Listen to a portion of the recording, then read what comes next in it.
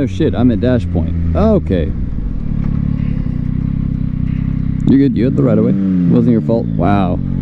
We got Hellcat boys, maybe Kia boys, one and the same, doing burnouts in the fucking roundabout. Okay, so I actually have something to talk about the CBR, my redheaded stepchild of a motorcycle. This thing has been a saga for me, and my friends all know about it. Some of you may know about it. I know some of you that I've met in real life know about it. I have a 2005 CBR600RR track bike that didn't start its life with me as a track bike, but it's been nothing but trouble. I knew it wasn't taken care of by its previous owner, and I still jumped on it because I was like, how bad could it be? Let that just be the precursor to all this. Whenever I need to know not to say, oh, how bad could it be? It's really bad. It's really bad. So redid the suspension, got a K-Tech front suspension for my weight and fork cards, so not just springs. I got a rear shock for my weight, or spring for my weight. Shock is still suck. Tires, brakes, master cylinder, steel braided brake lines, air filter, yada yada, all the works. But and I was like, hell yeah, let's go. It's done. I maybe put 400 miles on the bike before I took it to the track. I didn't really get a chance to ride with it on the street just because it was winter, you know, when I bought it. It got prepped, it got ready, and I got it like a day before the track day. So I go out, and this is like late May of 2023. We go out, I'm riding, I'm trying to feel the bike out just because I didn't have a chance to ride it a ton. And this motherfucker decides to throw a rod bearing. So not only am I into, let's say, $3,000 for a bike, $3,000 for a bike, and yeah, we'll say $6,000 in upgrades. Just put it out there, probably closer to five or four, plus, you know, labor, because I'm not gonna lie, I didn't put it together. My buddy did. He's mechanic. I am not mechanic. So he put it together for me, and it gave him hell. It gave him hell, but he put it together, and super excited. Anywho, we know we're already at the point where the engine blows, so it sits for another 8 months because I'm pissed at it, because I don't want to throw another motor in it. And I finally bite the bullet. You get a used motor off of eBay for $1,700. Has 11,000 miles. The original had 40,000 miles, so already a major upgrade. New spark plugs, all that jazz, and took it out twice in June, and it was good. And I was just kind of shaking it down, getting a feel for the bike, and felt okay. I wasn't comfortable with it, but the bike was functioning. Let's see what time it is. Yeah, we're good. The bike was functioning. Fast forward to July 4th, when I went to the track, and you've seen some of my July 4th, 5th videos. This thing decides to throw a wrench in my plans. I developed a coolant leak. A fairly minor one, but a coolant leak is never a fun time anyways. So what do? I make sure it's not destroying my grip. I'm not dumping coolant on the track, and I send it. So I did a day and a half of track days with a coolant leak right behind my rear tire on the left side on a very left-centric track. So there's that. It's just been a mess. So we figured it out that it was a hose. Now the hoses are from the original motor, because I didn't think to replace them whenever I had the motor swapped.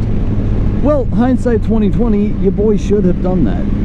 So I have a set of Samco coolant lines. Oh, another motorcycle.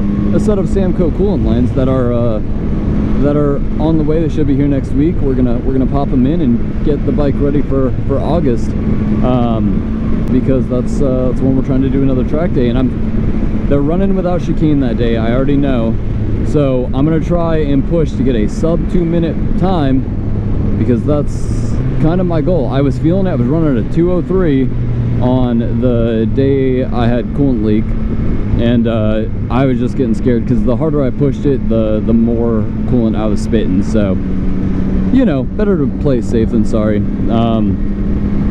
So yeah, I just stopped riding it hard and just continued the day. Plus, it was a hot-ass day. Surface temp was 150 degrees Fahrenheit. So yeah, the bike is going to be fixed, but I will say, I kind of got humbled when I brought the bike out to the track. I got humbled. Man, we live in a really pretty area, but I got humbled by the bike, because as y'all know, I used to track a 2022 Yamaha R7, a parallel twin. It's a softer bike, softer suspension, good brakes, but not great brakes. ABS was kind of its big downfall, but I would run like a 204 without chicane and a 208 with chicane, so I was fairly consistent. And I was like, man, why am I passing all these 600s? Why am I passing these 1000s? And lo and behold, do I find out that riding a 600 is not as easy at all as riding like a parallel twin or a bike that's not a proper super sport. Not a super sport frame, the suspension's soft, it's more forgiving, so you can kind of romp on it a little bit, with less harsh penalties. I found out the hard way.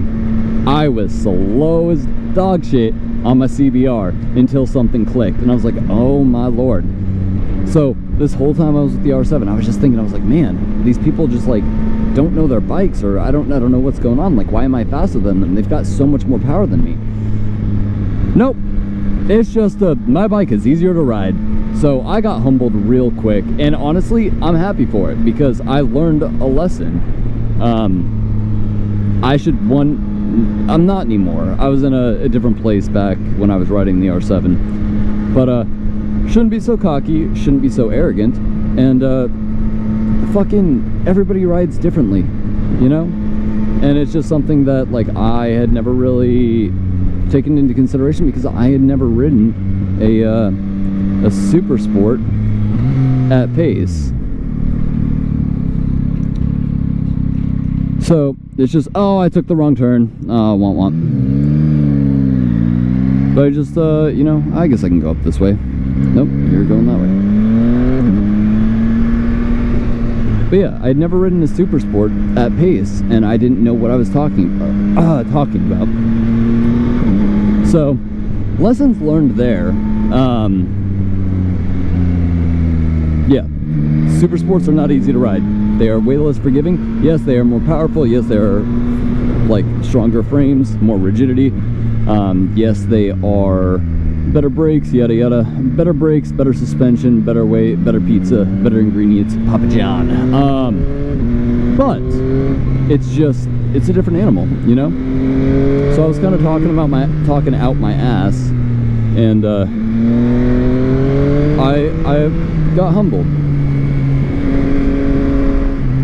I do not know this road, but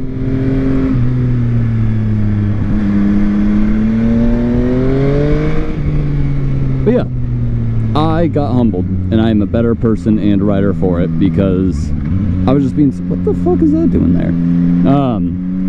Yeah, anywho, that's my story of this the CBR so far. I'm super excited to get back out there and ride and get better, and just, you know, improve upon what skills I already currently have. We're gonna flip a bitch, because I actually don't know how to get out of here, because I took the wrong turn. But yeah, that's my story. Oh, actually, hold on, we're gonna stare at this real quick. Look at Rainier in this town.